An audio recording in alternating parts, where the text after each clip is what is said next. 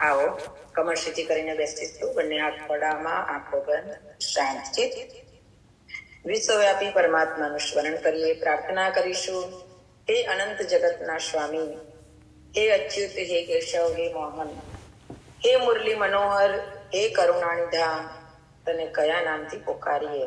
હજારો હજારો અને લાખો નામ આપના છે. હે પ્રભુ, દયાનિધાનના રૂપે, કરુણાનિધાનના રૂપે આપનું સ્મરણ કરતા હૃદયથી પ્રાર્થના કરીએ કે સર્વ જીવોના દુઃખોને દૂર કરો, સર્વને સુખ પ્રદાન કરો અને એ સુખ પણ પરમ સુખ પ્રદાન કરો.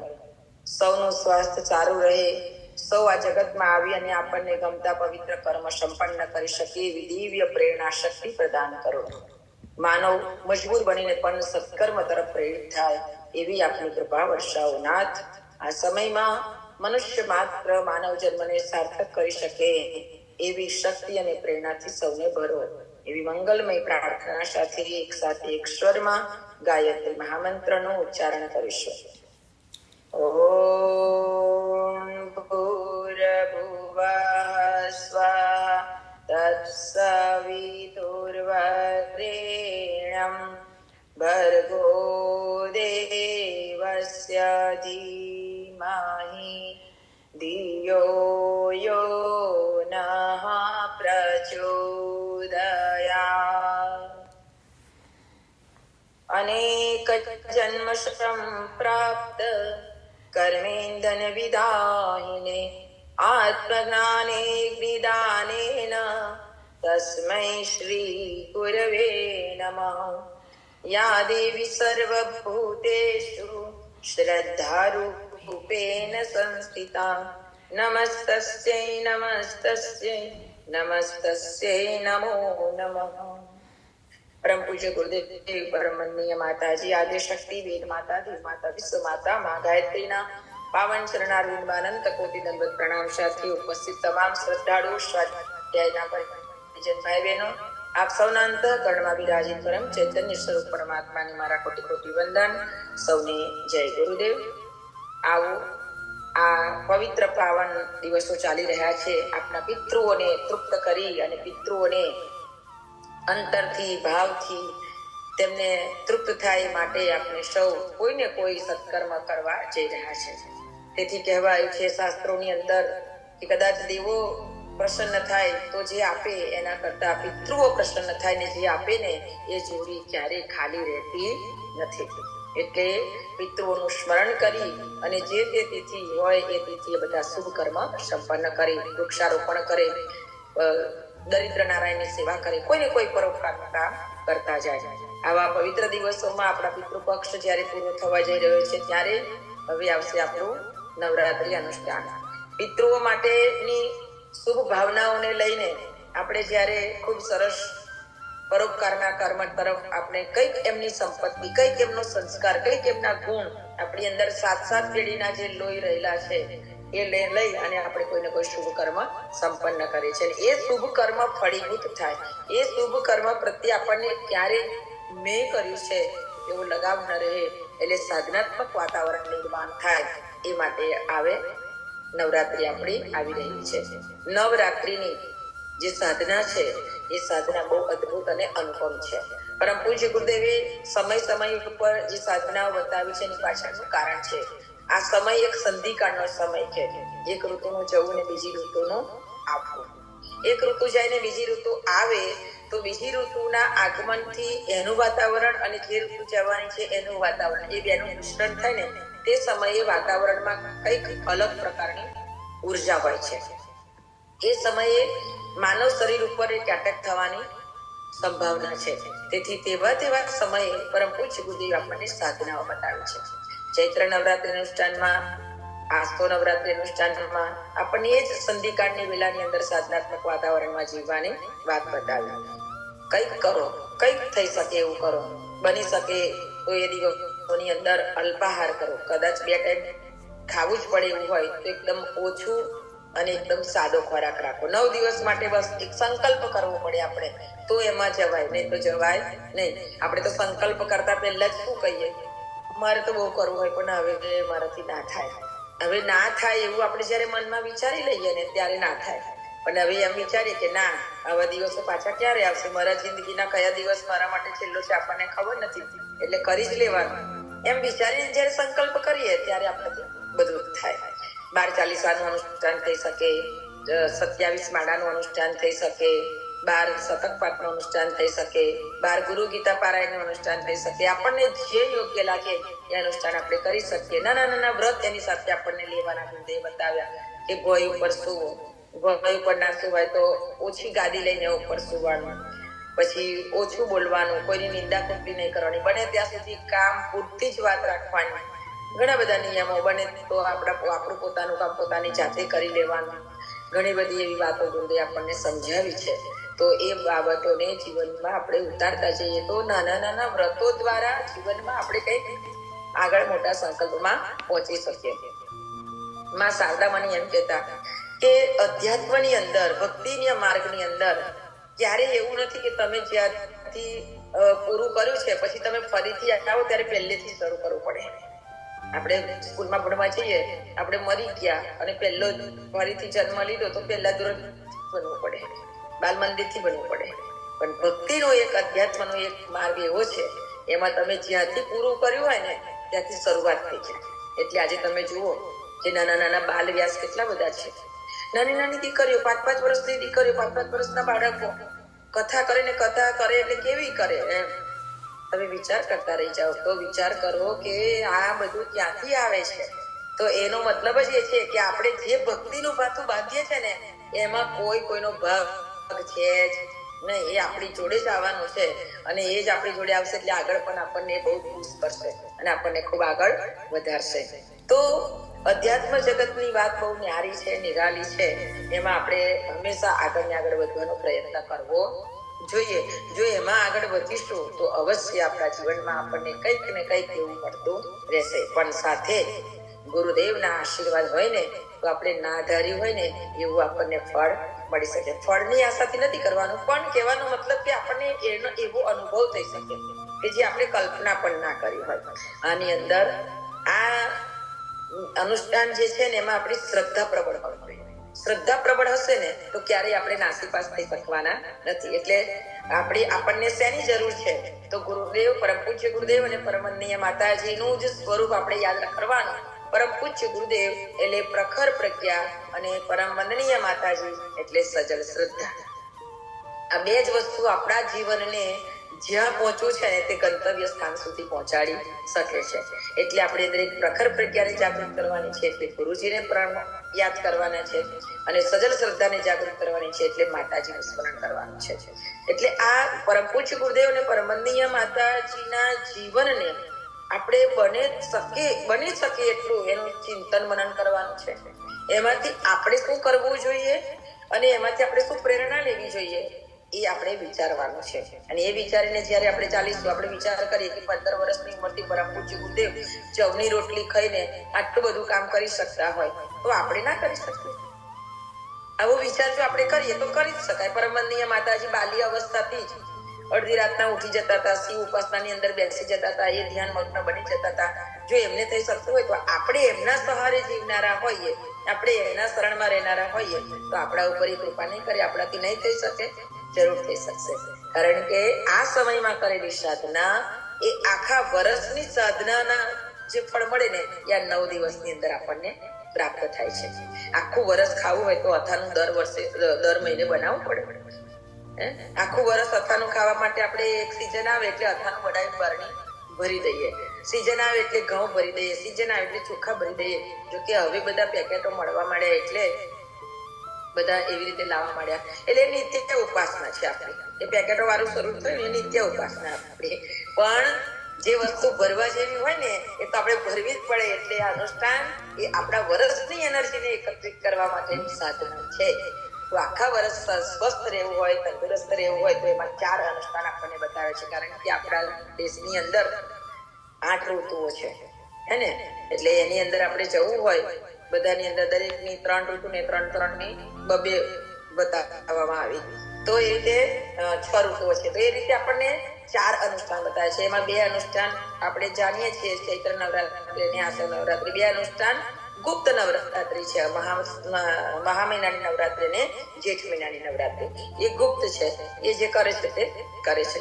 તો થોડી ઘણી સાધનાઓ વધારીને પણ આપણે ઘણું બધું પુણ્ય મેળવી શકીએ છીએ. પરંતુ વાત એટલી છે કે એમાં આપણી શ્રદ્ધા પ્રબળ રાખવાની છે. જો શ્રદ્ધા પ્રબળ હશે તો ક્યારેય આપણે પાછા પડીશું નહીં. કેવી શ્રદ્ધા રાખવાની? તો એક સરસ ઉદાહરણ પરમ પૂજ્ય ગુરુદેવ આપતા કે બેટા, આપણી શ્રદ્ધાની ઉણપ હશે ને તો આપણે પાછા પડીએ. મેં મારા જીવનમાં ગુરુદેવનું અમારી થાપણની અંદર ગુરુદેવે પોતાના પ્રવચનમાં કીધેલું છે કે હું મારા જીવનમાં જો આગળ વધ્યો હોય ને તો મારી પાસે શ્રદ્ધાની લાકડી હતી. આ લાકડીના સહારે હું આટલો ઊંચે સુધી પહોંચી શક્યો છું. તો એવી શ્રદ્ધાની લાકડી લઈને આપણા ગુરુજી ચાલ્યા હોય તો આપણે પણ એવી જ લાકડી પકડવાની ને. માતાજીને સજલ શ્રદ્ધાના રૂપમાં ધારણ કરવાના, આપણે એમને જ લાકડી બનાવવાની કે તમે જ મારા જીવનની અંદર સજલ શ્રદ્ધાના રૂપમાં સ્થાપિત થાવ અને મને આગળ વધારો. કેવી સજલ શ્રદ્ધા? તો એક ગામની અંદર એક બહુ જ ગરીબ માણસ હતો. એટલો બધો ગરીબ કે એને કામ મળે તે દિવસે એને એવું મળે કે કંઈક ખાવાનું ભેગું થઈ શકે. એક દિવસે કામની શોધમાં નીકળ્યો. તો ગામની ભગોળમાં જઈને ઉભો રહ્યો. તો ગામની ભગોળમાં ગામના સરપંચ અને ઘણા બધા ગામના લોકો ટોળું ભરીને ઉભા હતા. તો એ પણ ત્યાં ઉભો રહ્યો કે શું થાય છે જો તો ખરા. તો બધા વારા ફરતી સરપંચ પાસે જતા અને એવું કહેતા કે મારા 5 લખો, મારા 4 લખો, મારા 10 લખો, મારા 12 લખો. એટલે પેલાને કુતૂહલ થયું કે આ શું 4 લખો 10 લખો. એટલે એને કોઈને પૂછ્યું કે ભાઈ આ બધા સરપંચને શું લખાવે છે? એટલે એક ભાઈએ કીધું કે તમને ખબર નથી એમ કે આપણા ગામમાં તો બહુ મોટા સંત આવવાના છે અને સંતની સાથે એમને માનનારા કેટલાય બધા આજુબાજુના ગામમાંથી બધા જગ્યાએથી બહુ બધા ભક્તો આવવાના છે, સંતો આવવાના છે. તો આ બધા સંતોને માટે રહેવાની વ્યવસ્થા તો ધર્મશાળામાં થઈ જાય, પણ આટલા બધાને જમણવારની વ્યવસ્થાનું થોડું કઠિન પડે એવું છે.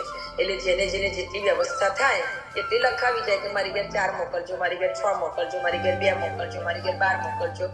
આવી રીતે જે લખાવી જાય એની ઘેર એટલા ભક્તોને મોકલી દેવાના. તો પેલાએ કીધું કે તું કશું લખાય એમ કે? તો કે તને તો ખબર છે ભાઈ એમ કે મારે તો ખાવાના ઠેકાના નથી. હું તો કામમાં નીકળું છું, મળે કામ તો હું તો રોટલા ભેગો થઉં. હવે હું તો શું લખાવું? આ ચર્ચા કરતા હતા તો સરપંચ ને બધા લખાવી નીકળી ગયા. એટલે સરપંચે પૂછ્યું કે ભાઈ શું છે તમારે કેટલું લખવાનું છે? એટલે પેલો માણસ કે છે કે સરપંચ સાહેબ તમને તો ખબર છે મારી દશા એમ કે હું તો શું લખાવું, હું જ પોતે રોટલા ભેગો ના થઈ શકું તો હું કેવી રીતે લખાવું? કે ના લખાય એમ કે આવો અવસર પાછો ના મળે. યાદ રાખો કે જીવનમાં શુભ કર્મનો અવસર છે ને દર વખતે નથી મળતો, અને જેને જીવનમાં શુભ અવસર વારે આવે છે ને એ તો બહુ ઊંચો પુણ્યશાળી સદભાગી આત્મા કહેવાય છે કે એ વારે એવા શુભ અવસરનો લાભ ઉઠાવે છે. એ તો બહુ મહત્વનું કહેવાય. એટલે પેલો કે વાત બરાબર છે. એ સરપંચ કે છે કે ભાઈ આપણે તો કાલે છે કે નથી, પણ આજે આ શુભ કર્મનો સંકલ્પ કરીશ ને તો કાલે મૃત્યુ આવતો છે ને તોય ટળી જશે તારું એમ કે આ શુભ સંકલ્પ પૂરો કરવા માટે. આ તો બહુ મોટા સંત આવવાના છે અને એના ભક્તોને જમાડવાના છે. એટલે ભક્તોને જમાડવા એટલે ભગવાનને જમાડ્યા બરાબર છે. તું ચૂકીશ ના મોકો એમ કે. એટલે પેલાના મનમાં એમ થઈ ગયું કે હશે મારો ભગવાન મને સહાય નહીં કરે એમ કે. સારું લખો, હું વધારે તો નથી લખાવતો પણ એક વ્યક્તિનું લખો એમ કે એક ભગતને ત્યાં મોકલજો. તો કે સારું એમ કરીને સરપંચ બીજા કામે લાગી ગયા. અને આ બાજુ પેલો તો ઘરે ગયો અને એની ઘરવાળીને કીધું કે સાંભળ એમ કે આપણે તો કાલે એક ભક્ત આપણા ઘેર જમવા આવવાના છે, આપણે એક સંત જમવા આવવાના છે એમ કે. તો શું કરીશું? તો પેલી તો બહુ ખુશ થઈ ગઈ કે હે આપણે આટલા બધા ગરીબ અને આપણી ઘેર સંત જમવા આવશે? તો કે હા હું તો લખાવીને આવ્યો છું ને આવું બધું છે એને બધી વાત કરી. તો કે સારું પણ હવે આપણે જમાડશું શું? અત્યારે તો આપણી પાસે કશું જ નથી, તો આપણે જમાડીશું શું? તો એને વિચાર કર્યો કે કઈ વાંધો નહીં, હજુ કાલે આવવાના છે ને કે હજુ આજે આખો દિવસ પડે છે આપણી પાસે, આપણે બંને કામે નીકળી જઈએ, જે કામ મળે એમાંથી જેટલું મળે એમાંથી આપણે બધું લઈ આવીશું. સરસ બોલે ને આપણને જમવાનું નહીં મળે પણ એક સંત આપણી વ્યક્તિ તૃપ્ત થઈને જશે ને આપણો બેડો પાર થઈ જશે. કે ભલે તો બેવ બહુ ખુશ થઈ ગયા અને બંને ઘરની બહાર નીકળ્યા. ઝૂંપડું હતું નાનું, બહાર નીકળ્યા, દરવાજાને બંધ કરવા જેવું હતું જ નહીં કશું. એટલે એવા નીકળી ગયા બંને. અને બંને નીકળ્યા. પેલો ભાઈ આમ ગયો, બેન એમ ગઈ કે જ્યાં કામ મળે ત્યાં શોધીએ. જતા જતા રસ્તામાં પેલા ભાઈને ગામના એક મુખી મળી ગયા. એ મુખી કહેવા માંડ્યા કે અરે અરે અરે તું ક્યાં જાય છે ભાઈ? એમ કહેતો કે હવે કામની શોધવા નીકળ્યો છું. તો કે તારે કામની શોધવા નથી જવાની જરૂર. તું મારા ઘર માટે કાલે મારા ઘરે બધા બહુ ભક્તોને જમવાનું છે, સંતોને જમવાનું છે, એટલે તું એમ કર, મારે ત્યાં લારી ભરીને લાકડા કાપીને મૂકી જાય કે ચૂલા બનાવવાના, જમવા બનાવવાનું. એટલે તે તો ખુશ થઈ ગઈ. એ તો ગયો નજીકના જંગલમાં જઈને સરસ સૂકા લાકડા શોધી કાઢ્યા. ટૂઠા બધા હતા, એને એટલા સરસ કાપી અને લાકડા ફટફટ સળગે એવા મસ્ત મજાના કાપીને લઈ આવ્યો. અને લાકડાને લાવેલા જોઈ અને એ લાકડા જોઈને પેલા ઘરના લોકો તો એટલા બધા ખુશ થઈ ગયા કે આટલા સરસ લાકડા એટલા સરસ ભઠ્ઠીમાં સળગશે, એટલે બહુ ખુશ થઈ ગયા. એટલે પેલા મુખીએ પેલાને કીધું કે સારું, તું એમ કે મને ખુશ કરી દીધું, બહુ લગનથી તું લાકડા કાપી લાવ્યો. એમ કે ભાઈ એક જ વખત કહેતા તે મારી વાત સાંભળી લીધી અને મેં કલ્પના નહોતી કરી, એટલા બધા લાકડા તું લઈ આવ્યો. સારું, એમ કર, હવે આ લાકડાને અહીંયા મૂકી દે અને એ ખાલી કરી દે અને આ લારીની અંદર તને હું જે આપું ને તે તું તારા ઘરે લઈને જા. એટલે મુખીએ તો કેટલો બધો સામાન બજારમાંથી ખરીદેલો હતો, બધું બહુ ભક્તોને ઘેર એના ઘેર જમવાનું હતું સંતો. એટલે એને તો એક બોરી અનાજ, બીજું દાળ, ચોખા, તેલ, મસાલા બધું લારીમાં ભરી આપ્યું કે લે હવે તું લઈ જા. તો કે પેલો તો એકદમ ગડગડો થઈ ગયો, બે હાથ જોડીને એના પગમાં પડી ગયો કે અરે મુખી સાહેબ, આટલું બધું હોય આ તો હું તમારો ઋણી બનું. તો કે ના ના ના ના ના, તું લઈ જા, બધા સંતો એટલા બધા જમવાના છે, તું જમીશ તોય મારે તો સંત બરાબર છે, જા. એમ કે તું જા. જા પર કૃપા તુમારી હોઈ, તા પર કૃપા કરે સબ કોઈ. જેના ઉપર ભગવાનની કૃપા થઈ જાય એના ઉપર બધા જ કૃપા વરસાવવા માંડે. આ એક પ્રમાણ છે. પરમ પૂજ્ય ગુરુદેવ કહેતા કે બેટા, એક વખત એની કૃપા થઈ જાય ને પછી તમારે ક્યારેય આજીજી કરવાની જરૂર પડતી નથી. પછી તો બધાની કૃપા આપોઆપ વરસવા માંડે છે. પેલો તો એટલો ખુશ થઈ ગયો ને લારી લઈ એને ઘેરે ગયો. જા એમ કે તારી ઘર ખાલી કરી આજ, પછી પાછો મૂકી જા. તો ઘરે ગયો એટલામાં પેલી પણ જ્યાં કામ કરવાનું હતું ત્યાં ગઈ હતી, ત્યાંથી રૂપિયા લઈને આવી. એટલે એને બધું જોયું કે આપણે આટલો બધો સામાન લઈ જાવ. એમ કે તો કે હા, તો કે ખરેખર એમ કે ભગવાનની ખૂબ કૃપા છે આપણા ઘરે, ખરેખર એવા સંત જમશે ને કે બહુ જ ખુશ થઈ જશે. તો એટલી બધી આમાં ઘેલી ગાલી થઈ ગઈ અને એના જે કઈ સામાન ખૂટતો તો એ પેલા કીધું કે હવે તમે આ પૈસા આવ્યા છે તો લઈ આવો. એને તો સરસ બધું પ્રસાદ બનાવ્યો. સવારની ઉઠી ગઈ, નાહી ધોઈને તૈયાર થઈ ગઈ, ભજન ગાતી જાય અને પ્રસાદ બનાવતી જાય. બાજુમાંથી ગાય હતી ને તો ગાયનું ગોબર લઈ આવી, આછું પાતળું સરસ ગાયના ગોબરથી લીપી દીધું. ગાયના ગોબરથી લીપવાનું પણ બહુ મોટું મહત્વ છે. ગાયના ગોબરથી લીપીને જ્યારે કોઈ સંત આપણી ઘેર આવે છે ને, એનું પગલું પડે છે ને, ત્યારે એનું એક અલગ જ વિજ્ઞાન કામ કરે છે. તો એ તો એટલું ઠાંડી થઈ ગઈ ને એટલું સરસ ગોબર લીપી દીધું, હળદરથી રંગોળી પાડી દીધી. બીજું તો કશું એની જોડે હતું નહીં, પણ હળદર અને કંકુ હતું એનાથી એને રંગોળી પાડી દીધી. આ પ્રસન્નતા વ્યક્ત કરવાના આ બધા સાધનો છે. કોઈક આપણા ઘરે કોઈ મહાપુરુષ પધારતા હોય એની આપણી પ્રસન્નતા આપણે વ્યક્ત કરીએ છીએ. એટલે તો બહુ ખુશ સાડી થઈ અને સરસ રસોઈ બનાવી અને બહુ સરસ રસોઈ થઈ ગઈ. એટલે લગભગ 10:30-11 થવા આવ્યા. એટલે પેલા ભાઈને કહ્યું કે જાઓ તમે સંતને બોલાવી લાવો, એમ કે હવે આપણે બધું રસોઈ થઈ ગઈ છે. એટલે તો ગયો પેલો ભાઈ અને જઈને પેલા સરપંચને કીધું કે હવે એમ કે મારા ઘરે પણ રસોઈ બની ગઈ છે, એમ કે ભગવાનની બહુ કૃપા થઈ ગઈ, એમ કે તમને શું વાત કરું, ચાલો હવે જે સંતને મારા ઘરે મોકલવાના હોય એને મોકલો. તો પેલો સરપંચ કે ભાઈ મને માફ કરજે. એમ કે તો કે કેમ? એને તો ફાડ પડી કે હું તો તારું નામ જ લખવાનું ભૂલી ગયો, જેટલા આવે તને બધા વેચાઈ ગયા, એમ કે હવે તું કોઈ જ નથી રહ્યું.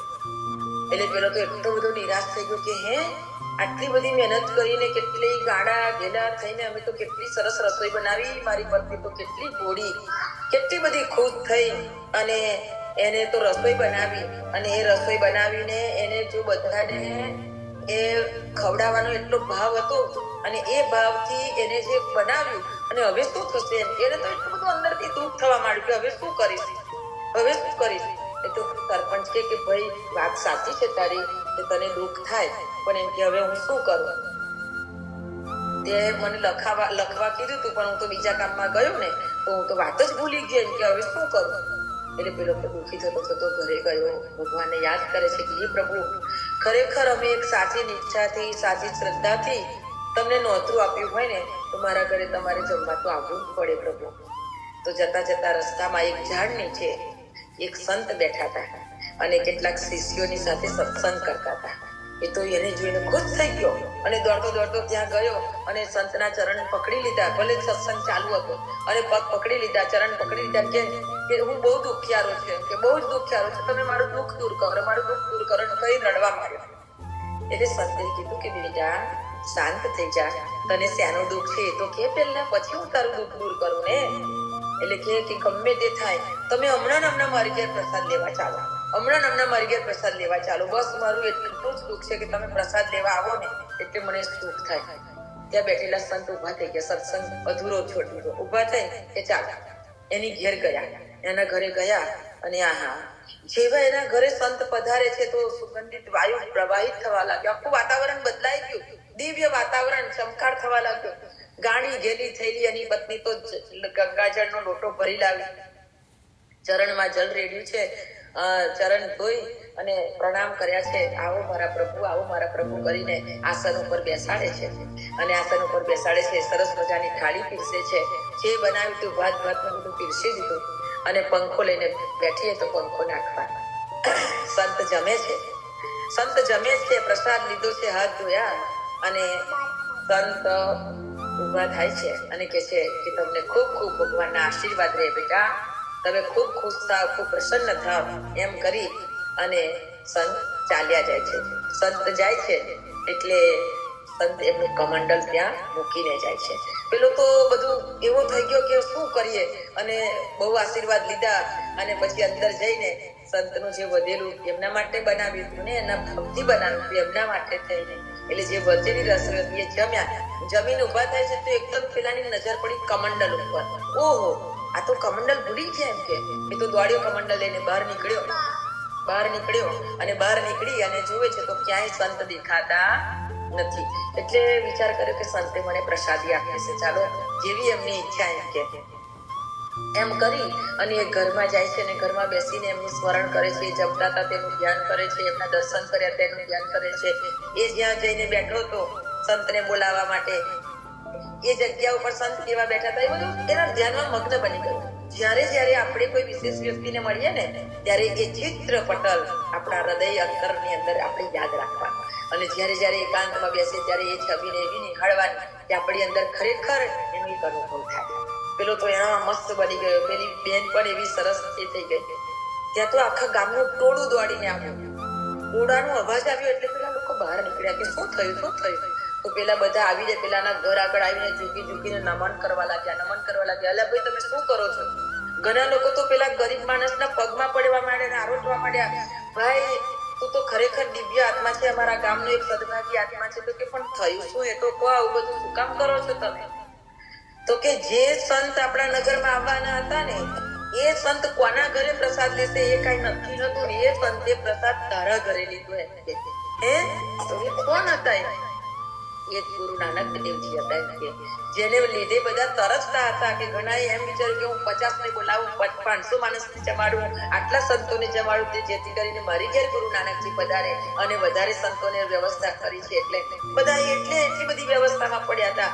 પણ ખરેખર તું એમ કે સદભાગી આત્મા બન્યો, એવો દિવ્ય આત્મા બન્યો, ગુરુજીની પરમ કૃપાને પાત્ર બન્યો કે તારા ઘરે અમારા ગુરુજીએ પ્રસાદ લીધો. ભાઈ તે પ્રસાદમાં શું જમાડ્યું? એટલે પેલો તો જલ્દી વધેલું વાસણમાં જે હતું તે લઈ આવી, બધાને પ્રસાદ વહેંચ્યો અને પ્રસાદ આરોગીને બધા એટલા બધા ખુશ થયા અને બધાને એવો અંદરનો આનંદ થવા લાગ્યો. પછી તો એ ગરીબ માણસનું ઘર એક મંદિર, દેવાલય બની ગયું. ગામના બધા જ લોકો સાંજે ત્યાં આવે, ભજન કીર્તન કરે અને એ ભૂમિને પ્રસ્ત કરી અને નમન વંદન કરે કે જ્યાં મારા સદગુરુ પધાર્યા હતા. નિષ્ઠા અને શ્રદ્ધા હૃદયમાં દ્રઢ હોય ને તો આ અચાનક બધું મળી જાય, યોગ બની જાય. અને આ યોગ ક્યારે આપણા જીવનમાં આવે કશું નક્કી નહીં. આપણે તો એને ચીંધ્યા માર્ગે ચાલ્યા કરવાનું. આપણા જીવનમાં યોગ સુયોગ ક્યારે લાવવો એ બધું એને સોંપી દેવાનું અને એ જ્યારે સંભાળે છે ને ત્યારે આપણા સુયોગ એટલા બધા સફળ બને છે કે જેની કોઈ આપણે કલ્પના ના કરી શકીએ. પરમ પૂજ્ય ગુરુદેવ પરમવંદનીય માતાજીએ અનેકના જીવનની અંદર ખૂબ આવા સત્કર્મો કરાવ્યા અને ખૂબ ઊંચા કાર્યો, ઊંચા લક્ષ્ય સુધી પહોંચાડ્યા છે. હે પરમ કૃપાળુ પરમાત્મા સદગુરુદેવ અમારા સૌના હૃદયની અંદર પણ એવી ભક્તિ ભરજો કે ક્યારેક ને ક્યારેક આવો દૈવી અનુભવ અમ સૌને પ્રાપ્ત થાય. અમારા જીવનના જે કોઈ પાપ કર્મ હોય તેને દૂર કરી અને અમારા અંતરની અંદર એક નિખાલસ શ્રદ્ધા જાગૃત કરજો, સજલ શ્રદ્ધા ભરી દેજો, અતૂટ નિષ્ઠા ભરી દેજો કે અમે આપણા કાર્યમાંથી ક્યારેય પણ પીછેહટ ના થઈએ. પ્રત્યેક પ્રસંગ અમારા માટે તમે મોકલેલો પ્રસાદ જ સમજીએ અને અમે એ રીતે આપણા અંતરની અંદર સ્થાન મેળવી શકીએ એવી હૃદયની પ્રાર્થના સાથે આજના વાણી પુષ્પને સદગુરુ ચરણમાં અર્પણ કરીએ છીએ. સૌને નવરાત્રિની ખૂબ ખૂબ શુભકામના અને સાથે અમાવસ્યાના દિવસે આપણે બધાએ દીપ યજ્ઞ કરીશું. પિતૃ અમાસ છે, પિતૃઓની અમાસ છે, એટલા માટે દીપ યજ્ઞ કરી આપણે બધાએ આપણા પિતૃઓ માટે દિલથી પ્રાર્થના કરીશું કે આપણા પિતૃઓ જ્યાં પણ છે ને, સાત પેઢીના પિતૃઓ, આપણી સાસરી પક્ષ, મોસાળ પક્ષ, પિયર પક્ષ, બધા ત્રણ પક્ષના પિતૃઓ બધા જ તૃપ્ત થાય માટે આપણે અમાસના દિવસે દીપ યજ્ઞ રાખીશું. તો એ દિવસે બધા તૈયારી કરજો અને આપણે આ રીતે સરસ આપણા પિતૃઓનું સ્મરણ કરી આહુતિ અર્પણ કરીશું. સૌને જય ગુરુદેવ.